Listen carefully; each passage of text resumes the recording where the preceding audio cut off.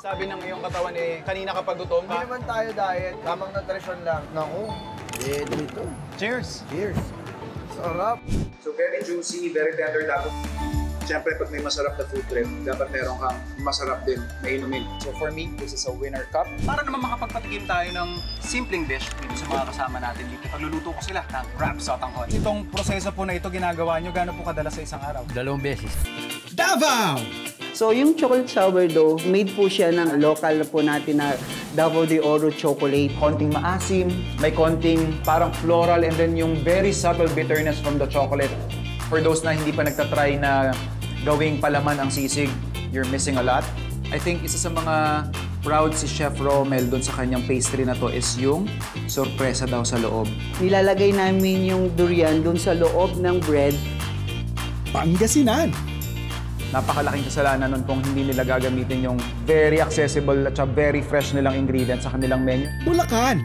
Andito tayo ngayon sa Sapang Kamatsile, dito mismo sa Paumbong, Bulacan. At eto, bagong harvest nila or bagong huli na alimango. Para naman makapagpatikim tayo ng simpleng dish dito sa mga kasama natin dito sa Sapang Kamatsile, pagluluto ko sila ng crab sotanghon. At Marikina!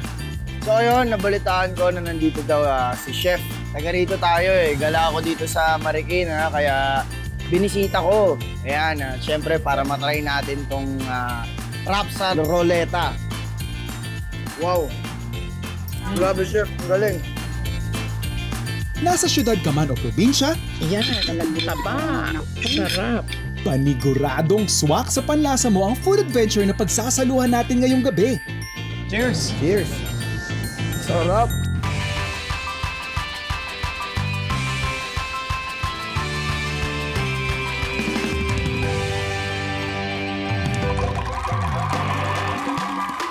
So ito yung ating wrap sa ruleta ang tawag namin dito. So basically, yung red natin na part is yung main produce. Okay. So meron tayo ditong fish, may seafoods tayo, may poultry rin, may pork, meron tayong beef, Chicken, chili, lahat, category yan. lahat. Oh, and yung yellow natin na part Kung paano is- lutuin. Yes sir. Kelvin, can you help me determine kung ano yung ating lulutuin for today? Sige, dito na Yeah. lang sa bila. Any food allergies ba na meron ka? Seafood lang naman. Seafood lang naman. O sana hindi natin tamaan yung seafood. Ano? Mukhang hindi naman. Malayo. Chef's Alright. choice tayo Chef's eh, choice. so- Pag papipiliin ka ng protein, anong mostly go-to recipe mo? Either grilled or steam. Minsan saute kapag syempre Mabilisan, ano? Okay? Mabilisan. Sige. Please, Sige. roll the ruleta. Bake Ayan. or roast. Bake or roast. Bake or roast. So, nako-curious lang ako ano yung ihanda mo sa amin Okay. ngayon. Pero if you are to choose kung anong protein ang isa-serve ko sa'yo, ano yung pinaka-trip mo? Siguro chicken na lang tayo. Chicken roast. Para lagyan lang natin ng element of siguro difficulty. Gagamit lang tayo ng 2 ingredients. 2 ingredients? Yung chicken mo na pinili, papartneran ko lang to ng sibuyas. Tingin mo mag-work? Pwede. Ako na bahala Pwede, dyan. Pwede. Okay, sige. Ayan, ma'am. Good morning. Morning po. Ma'am, Yes po. pabili kami ng manok. Yes, ano bang part ang kailangan Hindi mo? na, roast chicken eh. Chef. Roast chicken, 1 buo na. Isang buo na tayo. Tara, ayan, para tayo na pumitas, ano? Oo, pagkasama mo si Ermats, typically ano yung mga ways niya ng pagkilati sa Siyempre, pag ingredients nila? medyo malagkit, saka yung smell. Slimy, oo. Slimy. Yan, doon natin makikita yung yung pagka-sariwa ng karne. Oo.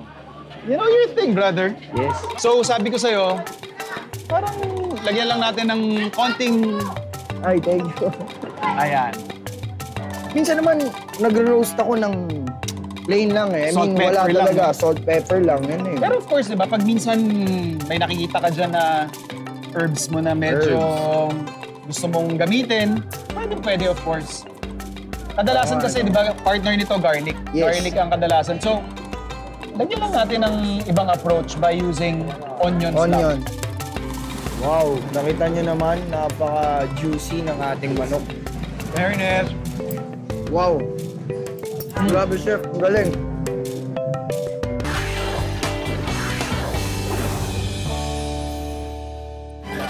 Kanina, tumapat ang crab sa ruleta sa baked chicken combo.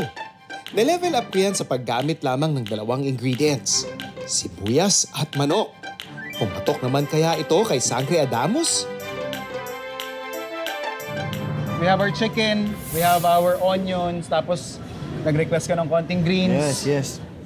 Siling pang sigang, and of course yung pang season natin na salt and pepper. Bago ko lang ikuha natin para hindi ko nawakan yung pepper mamaya. Fresh talaga, no? Iba eh.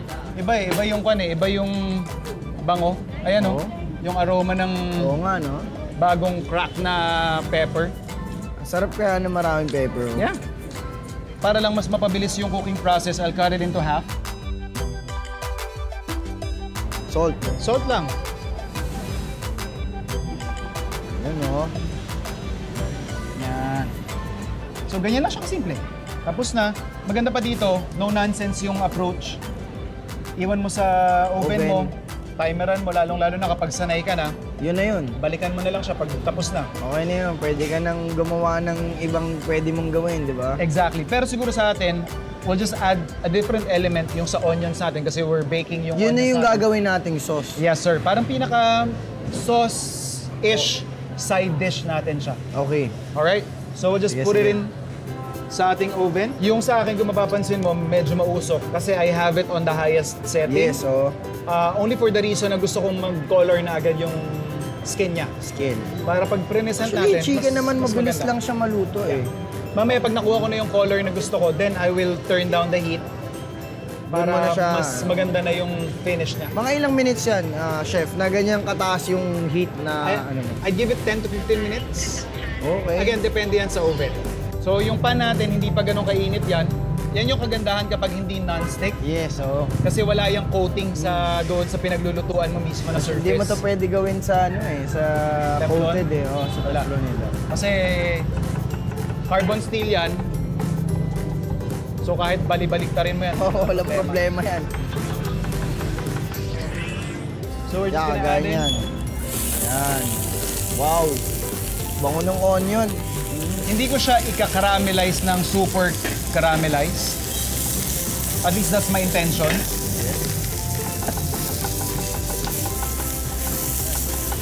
Para lang mas madali nating matanggal yung moisture. We're just gonna add Chef, in. tama ba ang pagkakaalam ko sa salt is nakakatulong siya para ilabas pa yung flavor ng isang dish? Yes, for salt, kaya sinasabi nilang mas lumalabas yung lasa kasi it extracts the moisture. So tendency niyan is parang yan sa onions natin, nawawala yung moisture, yung tubig, yung lumalabas yung sugar content niya. Okay. Kaya lumalabas yung caramelized version kumbaga. Diba? Ang ganda nun. So ready na yung ating chicken, yung ating caramelized onions. Siya na lang yung pinaka magiging bed natin. Sabi mo kanina, gusto mo lang ng konting green. We're just going to torch yung ating siling haba. Sili. Yeah.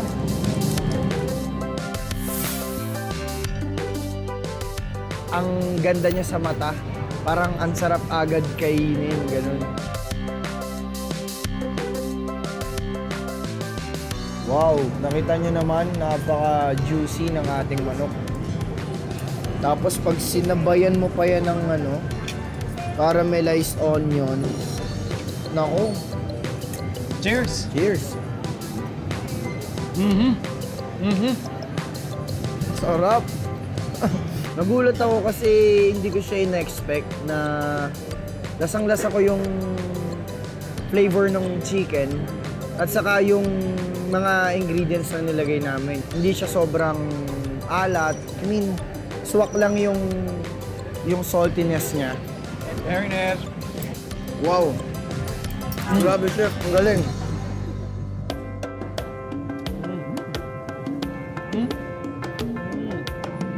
Cheers.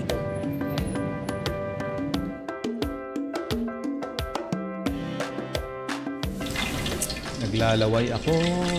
Buti na lang, di ako nag-breakfast.